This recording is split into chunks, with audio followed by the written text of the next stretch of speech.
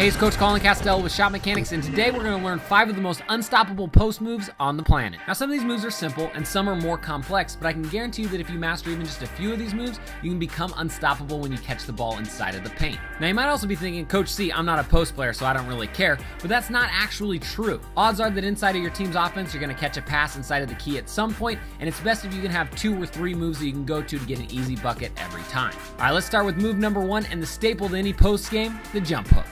So you begin the move after you catch the ball with your back to the basket, and generally it works best in the low post area, so you don't want to get too far away from the hoop with it. Next, execute a power dribble that launches you into a low 2-footed jump stop.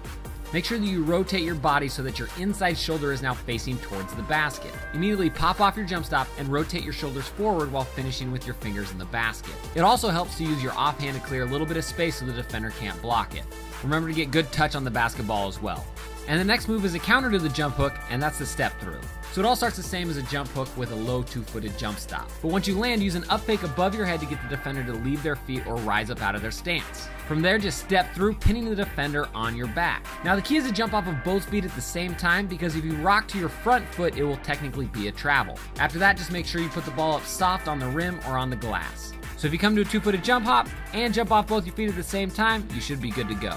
Alright, the next move we have is called the half whirl, and this is perfect for when you catch facing towards the basket. This could be off the pass or a missed long rebound. So you begin with a pound dribble that launches you into a half spin move. From here, I like to hang the ball out by my hip just a little bit so the defender sees it and will bite and move that direction. Then just front pivot back around and launch into your shot. Now it helps to locate the target really early, so whip your head around as fast as you can to find the rim. So work on different tempos and see what gives you the best results. And that brings us to our next move, the half whirl counter. It all begins the exact same as the regular half whirl, but instead of shooting, you're going to use an up fake with the ball above your head and then step forward to finish closer to the basket. And just like the step through move earlier, you want to make sure that you jump off of both feet at the same time. That way it's not a travel. This is probably my all-time favorite move and the one that I always go to if I know I need to get a bucket, because the D always jumps that pump fake.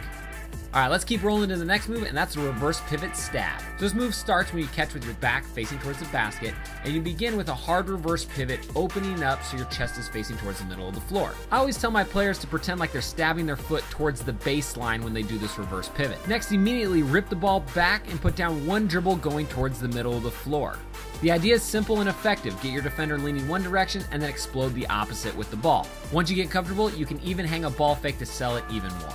So those are 5 of the nastiest and easiest post moves that you can use to score on any defender when you catch inside of the paint. I would recommend just choosing a couple of them to work on out of the gate, and then once you get comfortable, then add more to your game. Also, if you enjoyed this video, show us a little love with a like, comment, and a subscription. And don't forget to click the annotation above or the link in the description to get a free copy of my top 3 favorite shooting secrets. You can learn to plug my favorite mechanics directly into your game and probably increase your shooting percentage overnight. Again, this is Coach Colin Castell with Shot Mechanics. Thanks for watching, and I'll see you later.